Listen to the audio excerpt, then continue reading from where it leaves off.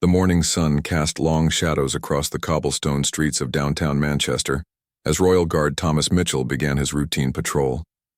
At 28 years old, Thomas had served in the Royal Guard for 6 years, following in his father's footsteps who had served the crown for over 3 decades. His polished boots clicked against the stones as he walked his assigned route, checking security points around the government buildings that lined the historic district. Thomas was known among his colleagues for his sharp attention to detail and unwavering dedication to duty. Standing 6 feet tall with broad shoulders, his presence commanded respect. Yet those who knew him well understood his gentle nature beneath the formal uniform. His wife Sarah often joked that he brought stray animals home more often than most people bought groceries, a testament to his caring heart that extended far beyond his official responsibilities. The Courthouse district was particularly busy that Tuesday morning. Legal proceedings were scheduled to begin at 9 o'clock, and already lawyers in dark suits hurried past carrying briefcases, their faces focused on the day ahead.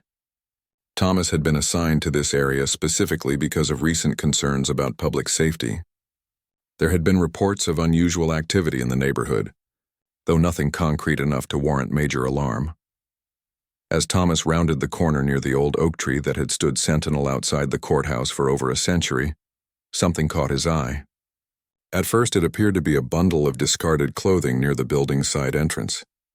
But as he approached closer, his training kicked in, and he realized what he was seeing was far more serious.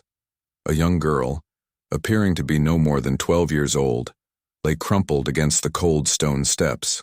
Her small frame was partially hidden in the shadow of the building, which explained why others had walked past without noticing her. Thomas quickened his pace, his heart rate increasing as he took in the scene before him. The child was barely conscious, her eyes fluttering open and closed as if she were struggling to stay awake. Her clothes were torn and dirty, suggesting she had been through some kind of ordeal. Most alarming to Thomas was the obvious signs of injury he could see even from a distance. Her left arm appeared to be at an odd angle, and there were visible bruises on her face and neck. Thomas immediately dropped to one knee beside the girl, his training and emergency response taking over. He spoke in a gentle voice, trying not to startle her further. "Hello there, I'm Thomas. I'm here to help you. Can you tell me your name?" The girl's eyes opened wider at the sound of his voice, and Thomas could see fear mixed with relief in her gaze. "Please," she whispered, her voice barely audible. "Don't let them find me." Her words sent a chill through Thomas as he realized this was no ordinary accident or mishap. The girl was clearly running from something or someone, and whatever had happened to her was serious enough to leave her in this condition. Thomas quickly assessed the situation. The girl needed medical attention immediately, but she was also clearly terrified of something. His instincts told him that moving her to safety was just as important as treating her injuries. The courthouse, with its security and multiple exits, seemed like the safest nearby location. "I'm going to carry you inside where it's safe," Thomas told her softly. "No one is going to hurt you anymore." As he carefully lifted the girl, being mindful of her injured arm, she didn't resist. Instead, she seemed to relax slightly in his arms, as if sensing that she was finally in the care of someone who would protect her. The girl was lighter than Thomas expected, which concerned him further. She appeared malnourished, another indicator that whatever situation she had escaped from had been ongoing for some time. As he carried her toward the courthouse entrance, Thomas noticed several people stopping to stare, their faces showing concern and curiosity about what they were witnessing. "Call an ambulance," Thomas instructed a nearby security officer as he approached the building, "and notify the duty sergeant that we have a potential emergency situation involving a minor." The security officer immediately reached for his radio, understanding the seriousness in Thomas's voice. Inside the courthouse, Thomas found a quiet waiting area away from the main traffic flow. He gently placed the girl on a cushioned bench, removing his jacket to cover her and provide warmth. The building's heating system hadn't fully warmed the morning air, and he could see she was shivering. "What's your name, sweetheart?" Thomas asked again, kneeling beside the bench so he could speak to her at eye level. The girl looked around nervously as if checking to make sure no one else was listening before answering. "Emma," she said quietly. "Emma Thompson." Thomas made a mental note of the name, though he suspected there might be more to her identity than she was initially sharing. Children in traumatic situations often provided only partial information until they felt completely safe. "Emma, I need you to know that you're safe now," Thomas said, his voice calm and reassuring. "No one here is going to hurt you, and I'm going to make sure you get help. Can you tell me if there's someone I should call for you? Parents or family members who might be worried about you." At the mention of family, Emma's expression changed dramatically. Fear returned to her eyes and she shook her head vigorously. "No, you can't call them. They're the ones. They're part of it." Her words trailed off, but Thomas understood enough to realize that whatever had happened to Emma involved people who should have been protecting her. The sound of sirens in the distance indicated that medical help was on the way. Thomas knew that once the paramedics arrived, Emma would be taken to the hospital for treatment. But he also recognized that this situation was about much more than her physical injuries. The girl's fear of her own family suggested a complex situation that would require careful handling. As they waited for the ambulance, Thomas continued to speak gently with Emma, trying to keep her calm and gather whatever information she felt comfortable sharing. Each word she spoke painted a picture of a situation that was far more serious than a simple case of a lost or injured child. Thomas realized that his routine morning patrol had just uncovered something that would require the attention of multiple law enforcement agencies. The courthouse, which had seemed like a place of safety just minutes earlier, now felt like the beginning of what Thomas sensed would be a complex investigation.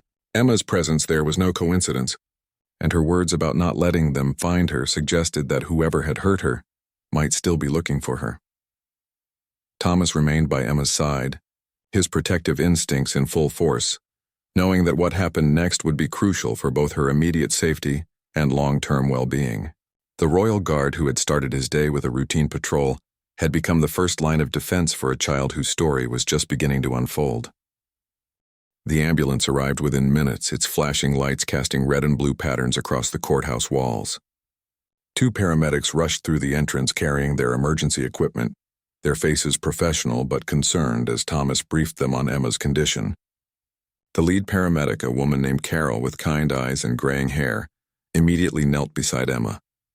"Hello, sweetie," Carol said in a gentle voice. "I'm Carol, and this is my partner, Jake. We're here to help you feel better."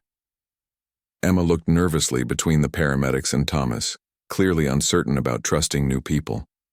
Thomas remained close, understanding that he had become her anchor in this frightening situation.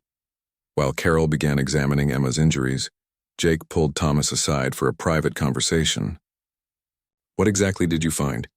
Jake asked, his voice low enough that Emma couldn't hear. Thomas explained how he had discovered Emma on the courthouse steps and the concerning things she had said about her family being involved in whatever had happened to her. Jake nodded gravely. "Her injuries are consistent with sustained abuse," he said quietly.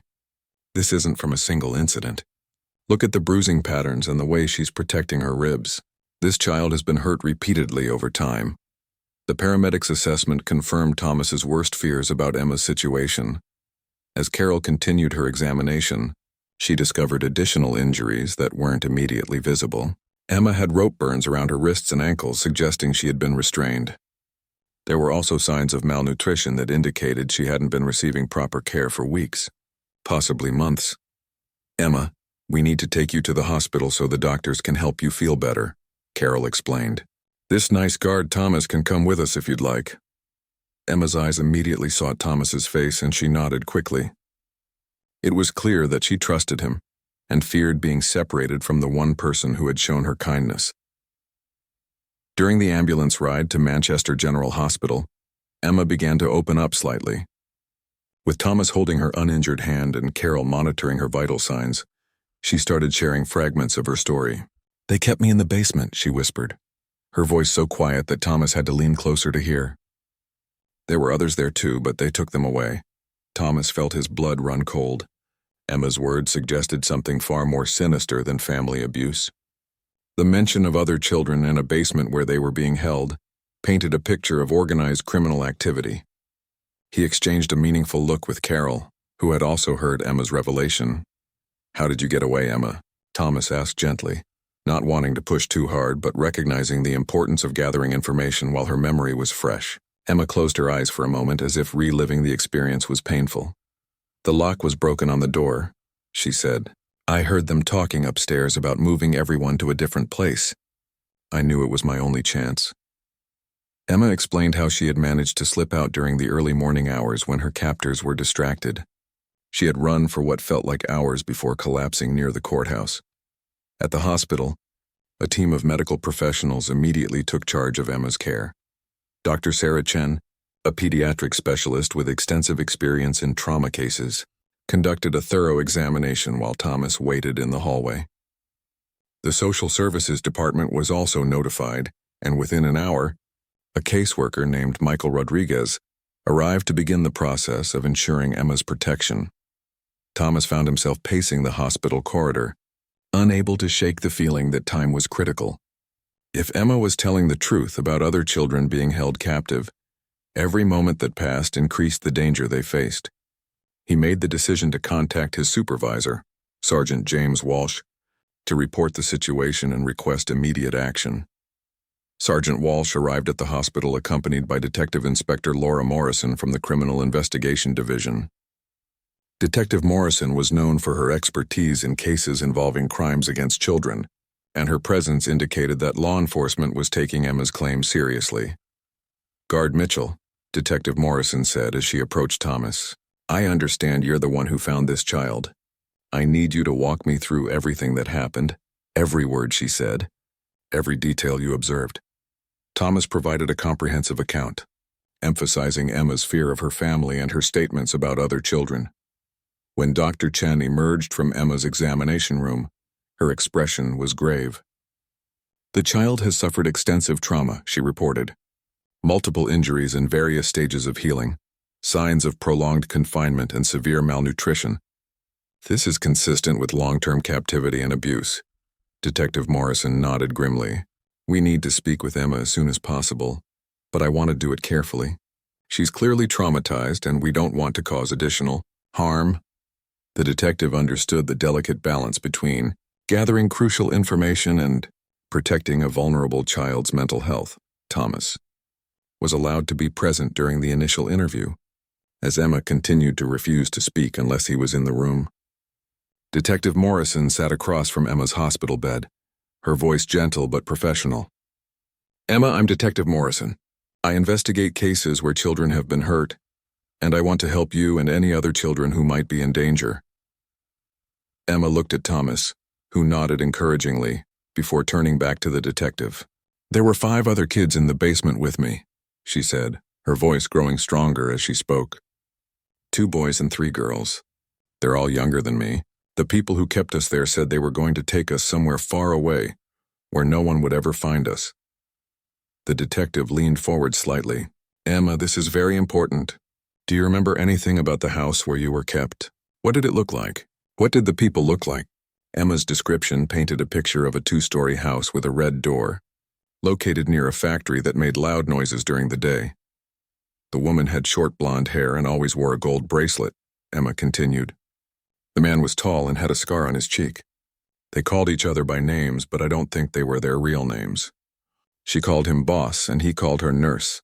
Detective Morrison took detailed notes, recognizing that Emma was providing valuable intelligence that could lead to the rescue of the other children.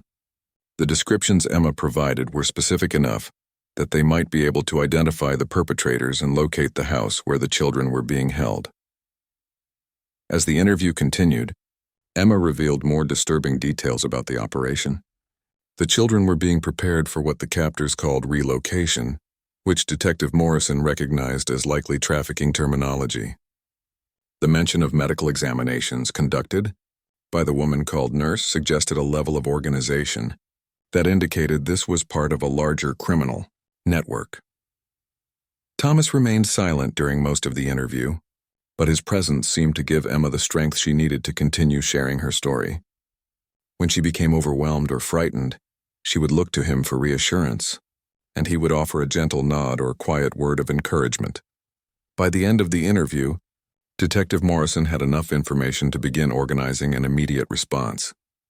The description of the house, combined with Emma's account of the factory noises and other identifying details, provided law enforcement with a starting point for their search. "Emma, you've been incredibly brave," Detective Morrison told her. "The information you've shared is going to help us find the other children and make sure the people who hurt you can't hurt anyone else." Emma smiled slightly, the first genuine expression of hope Thomas had seen on her face since finding her that morning. As medical staff prepared to admit Emma for observation and continued care, Thomas realized that his role in her story was far from over. The investigation that was about to unfold would require his testimony and continued involvement. But more importantly, Emma had formed a bond with him that might be crucial for her recovery and cooperation with law enforcement efforts to save the other children. Within hours of Emma's interview, Detective Morrison had assembled a tactical response team at Manchester Police Headquarters. The urgency of the situation couldn't be overstated. If Emma's captors discovered she had escaped and spoken to authorities, they would likely move the remaining children immediately, making rescue nearly impossible. Thomas found himself in an unusual position for a royal guard. Instead of his typical duties protecting government buildings and officials, he was now a key witness in a major criminal investigation. Sergeant Walsh had granted him temporary assignment to assist with the case. Recognizing both his importance as a witness and Emma's continued reliance on his presence, the investigation team worked with remarkable speed. Detective Morrison coordinated with multiple departments, including the Missing Persons Unit, to cross-reference Emma's description with recent disappearance reports. What they discovered was deeply troubling. Over the past 6 months, 7 children matching Emma's age group had vanished from various locations across Manchester and surrounding areas. "Look at this pattern," Detective Morrison said, spreading photographs across the conference table. Thomas studied the faces of the missing children, each one representing a family's worst nightmare. 2 boys and 3 girls among the missing matched exactly with Emma's description of her fellow captives. The remaining 2 missing children had likely been moved before Emma arrived. Or worse, Detective Morrison's colleague, Detective Sergeant Robert Hayes, had been working with the Geographic Information System to narrow down possible locations based on Emma's description. "We've identified 12 properties that match her description of the house with a red door near a factory," he reported. "We're prioritizing them based on proximity to recent disappearance locations and the sound patterns she described." The sound of the factory had been Emma's most specific clue. She had mentioned that the noise started early in the morning and continued until evening, with a distinctive grinding sound that repeated every few minutes. Industrial records showed only 3 facilities in the target area that operated with that type of machinery during those hours. As the team prepared for coordinated raids on the most likely locations, Thomas received an unexpected request. "We'd like you to remain here at the station during the operations," Detective Morrison explained. "Emma is still at the hospital, but if we find the other children, they may be in similar psychological condition. Your presence during their initial interviews could be invaluable." Thomas agreed without hesitation, though he felt conflicted about not being part of the rescue operation. His training as a royal guard had prepared him for protective duties, and every instinct told him he should be helping to save those children. However, he understood that his role in Emma's rescue had positioned him uniquely to help with the aftermath. The first raid took place at 3:47 p.m. at a warehouse district property that perfectly matched Emma's description. The tactical team approached with extreme caution, knowing that children's lives hung in the balance. Thomas monitored the operation from the command center, listening to radio communications as officers surrounded the building. "Negative contact at location 1, came the report after 20 tense minutes. The house was empty except for evidence that it had been recently occupied. Detective Morrison's fears about the perpetrators moving quickly appeared to be justified. The second location yielded more promising results. "We've got activity here," reported the team leader. Visual confirmation of subjects matching the descriptions provided by the witness. Thomas felt his heart race as he listened to the tactical team coordinate their approach to the building. The operation unfolded with military precision. Officers positioned themselves at all exits while others prepared to breach the main entrance. "Go, go, go!" came the command, and Thomas could hear the sounds of doors being forced open and officers announcing their presence. "We've got them." The radio crackled with excitement. 5 children located in the basement, all alive, requesting immediate medical response. Thomas felt a wave of relief wash over him. knowing that Emma's courage in speaking out had directly led to saving the other children's lives. But the radio communications continued with more urgent information. Subjects are fleeing through rear exit. 2 suspects, 1 male, 1 female, matching witness descriptions. Units in pursuit. Thomas realized that the people who had tormented Emma and the other children were attempting to escape justice. The chase didn't last long.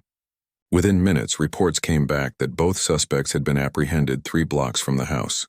Suspects in custody, confirmed the team leader. Richard Morrison, age 34, and Catherine Walsh, age 29. Both are being transported for booking. Detective Morrison turned to Thomas with satisfaction evident on her face.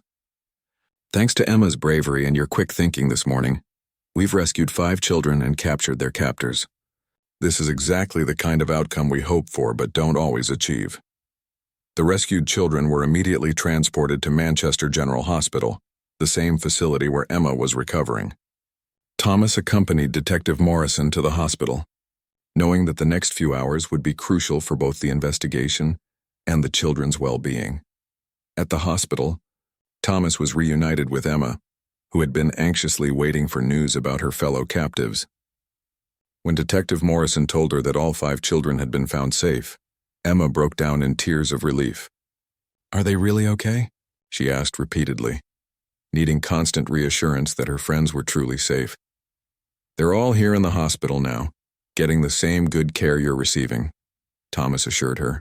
"The doctors are taking care of them, just like they took care of you."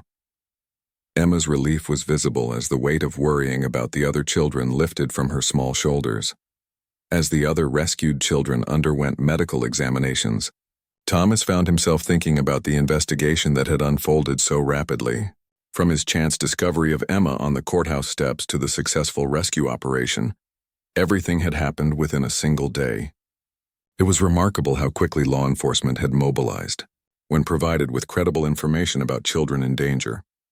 Dr. Chen approached Thomas and Detective Morrison with updates on the newly rescued children. "They're all suffering from similar conditions to Emma," she reported. "Malnutrition, signs of prolonged confinement, and various injuries. But they're all stable, and with proper care they should make full recoveries." The investigation was far from over, though. Detective Morrison explained that the 2 arrested suspects would be thoroughly questioned to determine if they were part of a larger network. The organized nature of the operation suggested that Richard Morrison and Catherine Walsh might not have been acting alone.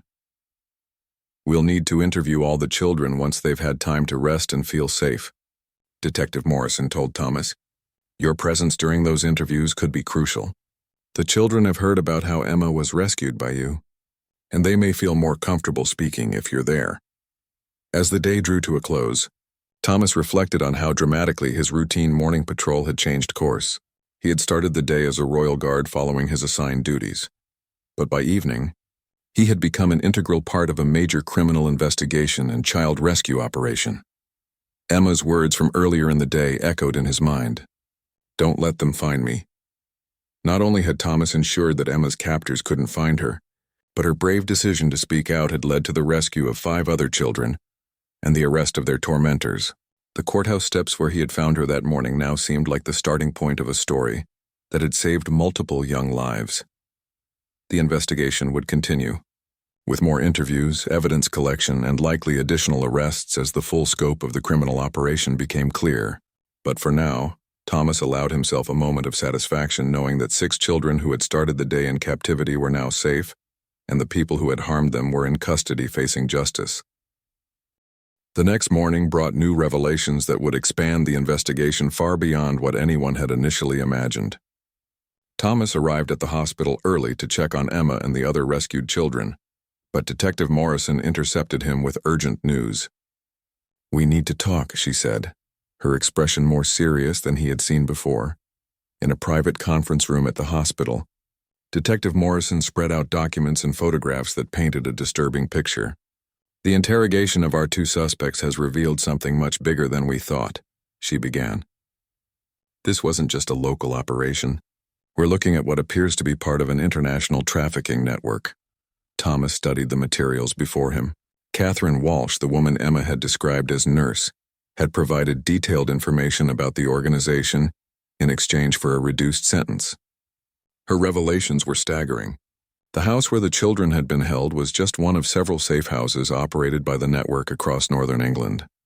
According to Walsh's statement, Detective Morrison continued, children were being prepared for transport to buyers in other countries.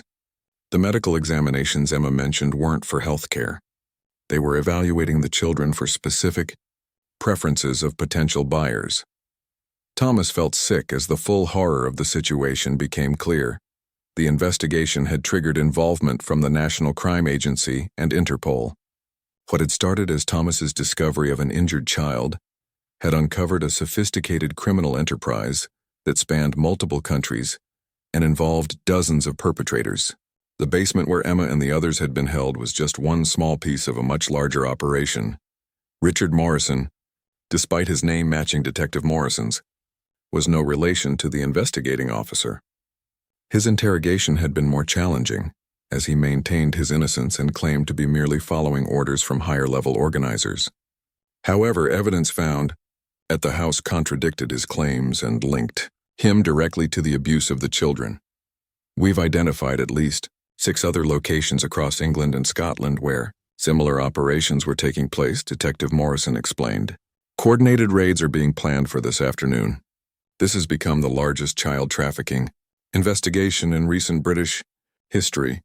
Thomas absorbed this information with growing amazement at how his chance encounter with Emma had led to such a massive law enforcement operation. What does this mean for Emma and the other children? He asked, his primary concern remaining their well-being. They're key witnesses now, Detective Morrison replied. Their testimonies will be crucial for prosecuting not just Morrison and Walsh, but potentially dozens of other suspects. However, we're going to handle their interviews very carefully. Child psychologists will be involved, and we'll make sure they feel safe throughout the process. At that moment, a nurse approached their table. Excuse me, but the young girl Emma is asking for guard Thomas. She says she has something important to tell him.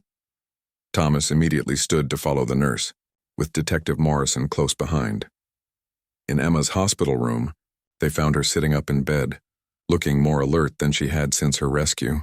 The medical treatment and proper nutrition were already beginning to show positive effects. Thomas, she said as soon as she saw him, I remembered something important about the people who kept us. Emma explained that during her time in captivity, she had overheard conversations between her captors and other adults who visited the house. There was a man who came every few days, she said. He wore expensive suits and drove a fancy car.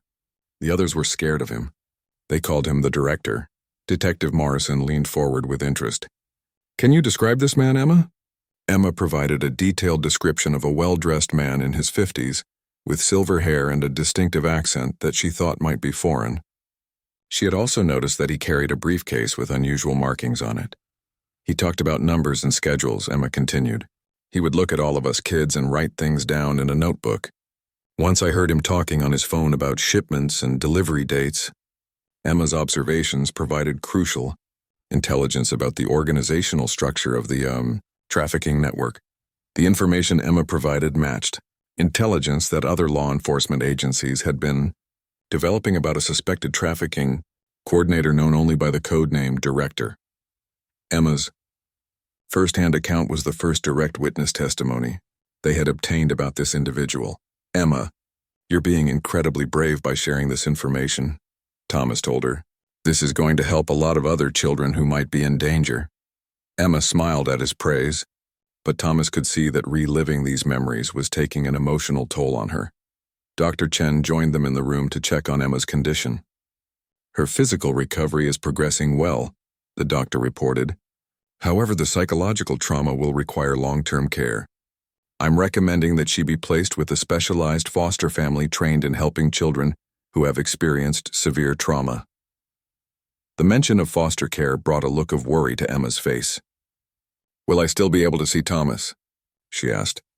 The bond she had formed with her rescuer had become a crucial part of her sense of security. Detective Morrison assured her that arrangements could be made for continued contact, understanding the importance of maintaining that connection. As the day progressed, news arrived about the coordinated raids taking place across the country. The operation, now codenamed Operation Safeguard, had resulted in the rescue of 18 additional children and the arrest of 23 suspects.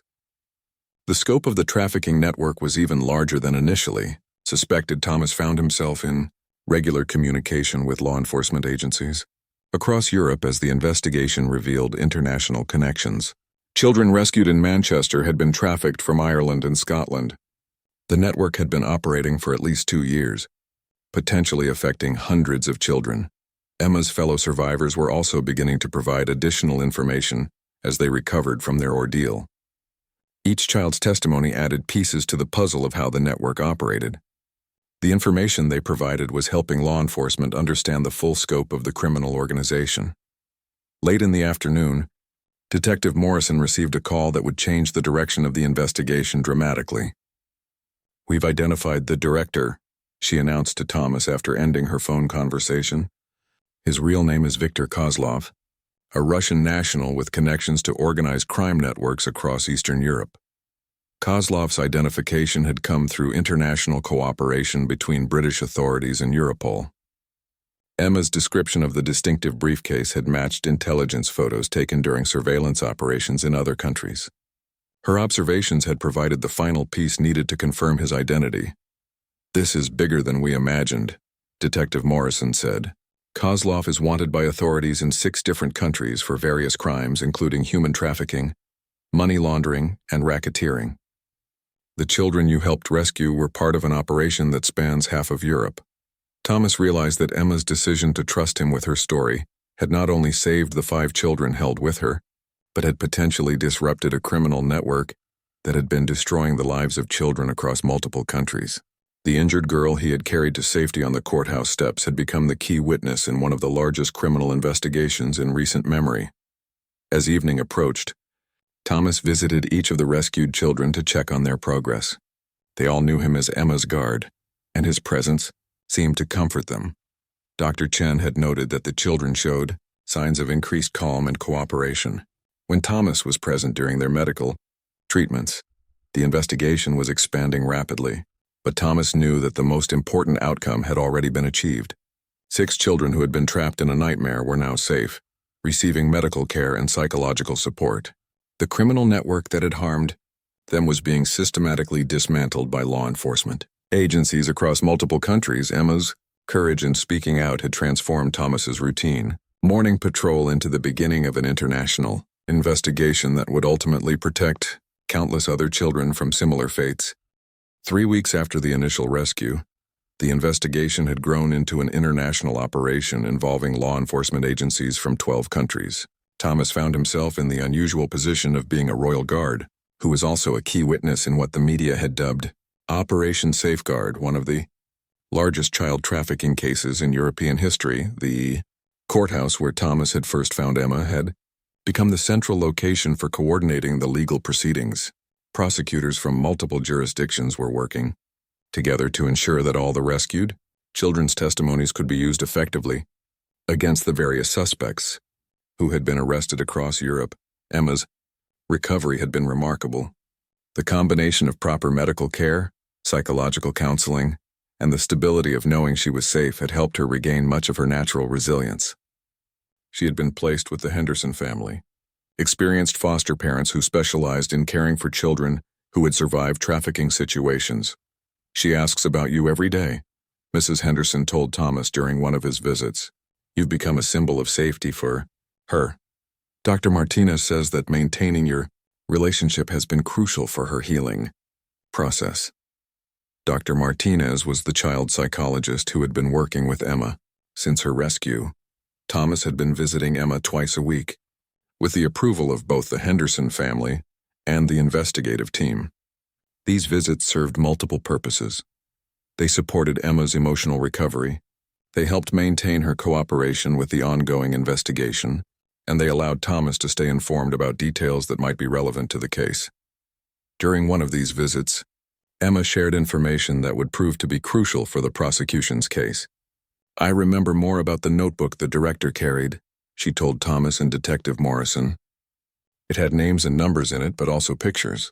Some of the pictures looked like other children I had seen before. We were all brought to the basement.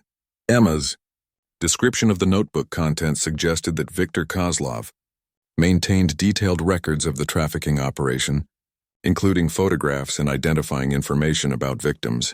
This information had helped investigators understand the scope of the network and identify additional victims who had been trafficked through the system. The legal proceedings were complex, involving multiple courts and jurisdictions. Richard Morrison and Catherine Walsh, the two suspects arrested at the house where Emma and the others had been held, had both entered guilty pleas in exchange for cooperation with the broader investigation. Their testimonies were helping prosecutors build cases against higher-level organizers in the network. Morrison has provided detailed information about the financial structure of the operation. Detective Morrison explained to Thomas. Money was flowing through shell companies in 3 different countries, with profits being distributed to organizers across Europe. The scale of this operation was enormous. Catherine Walsh's cooperation had been even more valuable. As the person responsible for the medical evaluations of trafficked children, she had detailed knowledge of how victims were selected, processed, and prepared for transport to buyers. Her information was helping investigators identify other locations where similar operations might be taking place. The international cooperation aspect of the investigation had been unprecedented. Europol had established a joint task force that included representatives from police forces in England, Scotland, Ireland, France, Germany, Poland, and Russia. The task force was working to coordinate arrests, evidence sharing, and victim protection across all the affected countries. Viktor Kozlov himself remained elusive. Despite being identified through Emma's testimony and confirmed through international intelligence sharing, he had managed to avoid capture. Interpol had issued a red notice for his arrest, and his photograph was being circulated to law enforcement agencies worldwide.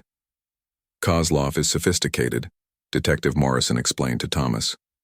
He uses multiple identities, has resources to move quickly between countries, and has been careful to avoid direct contact with operational aspects of the trafficking. Emma's testimony is some of the best direct evidence we have of his involvement.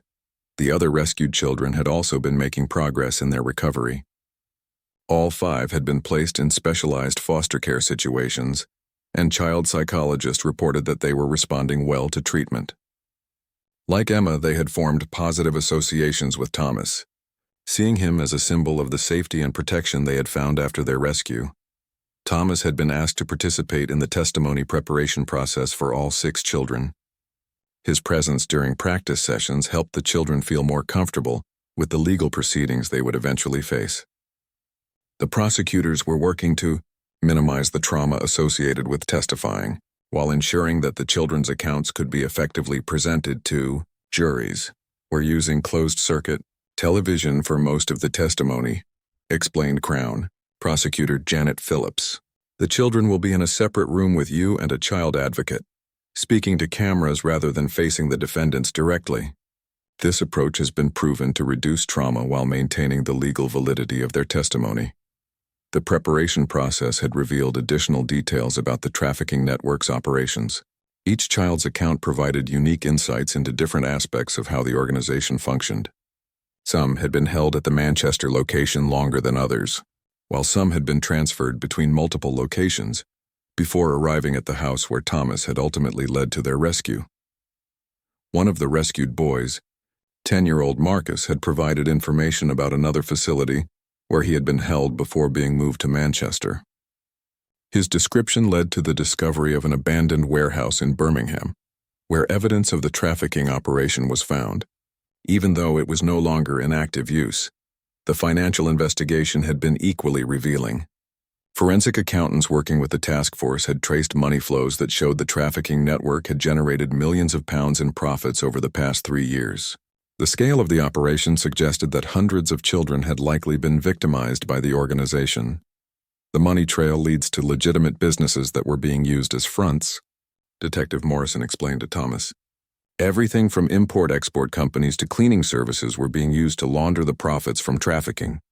We're working with financial crime units to freeze assets and identify all the businesses involved. Emma's role as the key witness had made her something of a celebrity among the law enforcement officers working on the case. Her courage in initially speaking to Thomas and her continued cooperation with the investigation had been instrumental in the success of the operation.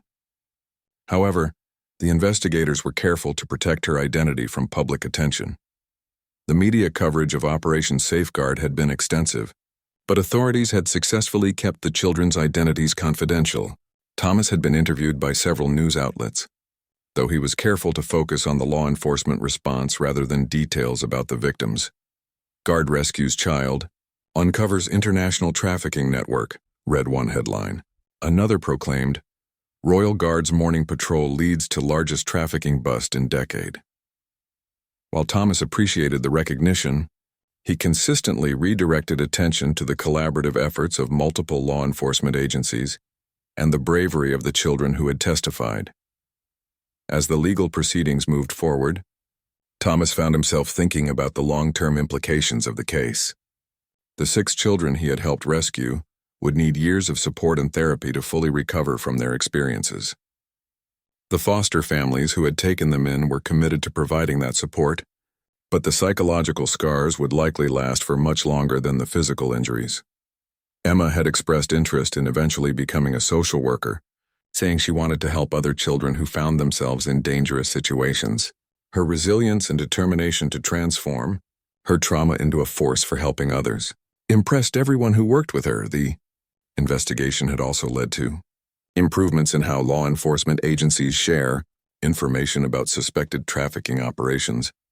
The success of the international cooperation in Operation Safeguard had become a model for future investigations involving cross-border criminal networks. Your decision to trust Emma and take her seriously that morning changed everything, Detective Morrison told Thomas. A lesser person might have simply called social services and moved on, but you recognized that something serious was happening and you stayed involved. That made all the difference. Thomas reflected on how his routine patrol that morning had evolved into something that would likely define the rest of his career. The Royal Guard Service had recognized his contribution to the investigation, and there was talk of him being transferred to a specialized unit that worked more closely with criminal investigations. However, Thomas knew that the most important outcome was that 6 children were safe, and an international criminal network had been significantly disrupted. Viktor Kozlov might still be at large, but the organization he had helped build was in ruins. Law enforcement agencies across Europe now had intelligence that would help them identify. 6 months after that fateful morning when Thomas had found Emma on the courthouse steps, the final chapter of Operation Safeguard was about to unfold. The trial had captured international attention, not just for its scale, but for the remarkable story of how a Royal Guard's compassion had led to the dismantling of a major criminal network. The courtroom in Manchester Crown Court was filled with prosecutors, defense attorneys, law enforcement officers, and journalists from across Europe. Thomas sat in the witness gallery, wearing his dress uniform, preparing to give what would be his final testimony in the case. Emma and the other rescued children had already provided their testimonies via closed-circuit television, with Thomas present to support them throughout the process. The evidence presented during the trial had been overwhelming. Richard Morrison and Catherine Walsh had both testified against their former associates in exchange for reduced sentences. Their detailed accounts of the trafficking operation, combined with the children's testimonies and extensive physical evidence, had built an unshakable case against the network. Ladies and gentlemen of the jury, Crown Prosecutor Janet Phillips said in her closing argument, this case began when Royal Guard Thomas Mitchell made a choice. Confronted with what appeared to be an injured child, he could have simply called for medical assistance and continued with his duties. Instead, he recognized that this child was in desperate need of protection, and he took personal responsibility for her safety. Phillips went on to detail how Thomas's decision had led to the rescue of 6 children, the arrest of 29 suspects across multiple countries, and the disruption of a trafficking network that had operated for years. The prosecution's case demonstrated that the network had trafficked an estimated 200 children during its operation. The defense attorneys had struggled throughout the trial to counter the weight of evidence against their clients. The children's testimonies had been particularly powerful, delivered with a clarity and consistency that left little room for doubt about what had happened to them. Viktor Kozlov, the director, had finally been captured 3 weeks earlier in a dramatic operation in Prague. His arrest had been the result of intelligence developed through Operation Safeguard, and he was now facing extradition to face charges in multiple countries. His capture marked the end of a criminal career that had spanned 2 decades. When Thomas was called to testify, he walked to the witness stand with the same steady confidence he brought to his Royal Guard duties. His testimony focused on his discovery of Emma and his observations during the initial investigation. He spoke clearly and directly, avoiding any embellishment while ensuring that the jury understood the condition Emma had been in when he found her. "Guard Mitchell," Prosecutor Phillips asked, "what went through your mind when you first saw Emma on those courthouse steps?" Thomas paused for a moment, remembering that morning with perfect clarity. "I saw a child who was hurt and afraid," he replied. "My training taught me to assess threats and protect people, but my instincts as a human being told me that this little girl needed someone to care about what happened to her. I couldn't have walked away knowing she was in danger." The defense attorney's cross-examination focused on questioning whether Thomas had followed proper procedures in handling Emma's initial statements. However, Thomas's careful attention to protocol and his immediate notification of supervisors made it clear that he had acted appropriately throughout the investigation. Emma, now living permanently with the Henderson family, had made remarkable progress in her recovery. She attended a local school, participated in counseling sessions, and had even begun taking karate lessons to help build her confidence. Her relationship with Thomas continued, with regular visits that both of them treasured. "Thomas saved my life," Emma had said during her testimony. "But he did more than that. He listened to me when I was scared, and he made sure the other children were saved, too. I want to be like him when I grow up and help protect people who can't protect themselves." The other rescued children had similarly positive outcomes. All 5 were thriving in their foster placements, attending school regularly, and receiving ongoing psychological support. The trauma they had experienced would likely affect them for years to come, but their resilience and the quality of care they were receiving provided hope for full recovery. The international impact of Operation Safeguard extended far beyond the courtroom.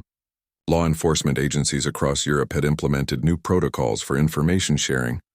Based on the cooperation that had made the investigation successful, training programs for officers on recognizing signs of trafficking had been expanded, with Thomas's initial response to Emma serving as a case study in proper intervention techniques. The Royal Guard Service had recognized Thomas's contribution with a commendation for distinguished service, but more importantly, they had created a new position for him. Thomas was now assigned to a joint task force that worked with various law enforcement agencies on cases involving crimes against children. His experience with Operation Safeguard had demonstrated the value of having Royal Guard personnel involved in complex investigations. As the jury retired to consider their verdict, Thomas reflected on how dramatically his life had changed since that morning 6 months ago. His routine patrol had evolved into an experience that had affected the lives of dozens of children and resulted in international law enforcement cooperation on an unprecedented scale. The verdict, when it came, was swift and decisive. All defendants were found guilty on all charges. Richard Morrison received a sentence of 25 years in prison. Catherine Walsh was sentenced to 20 years. The other network members received sentences ranging from 15 to 30 years, depending on their level of involvement.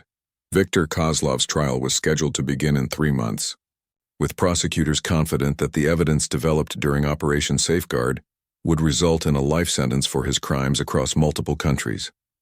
Outside the courthouse after the sentencing, Thomas was surrounded by reporters asking about his role in the investigation.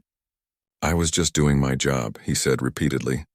"The real heroes are the children who found the courage to speak up and help us stop these criminals." Emma and the others showed incredible bravery in telling their stories.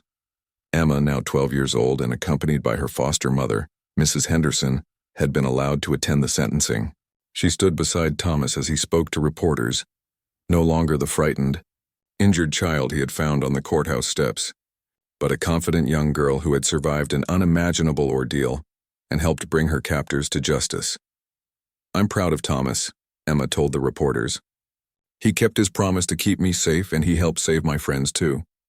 Now I know that there are good people in the world who will help children when they're in trouble."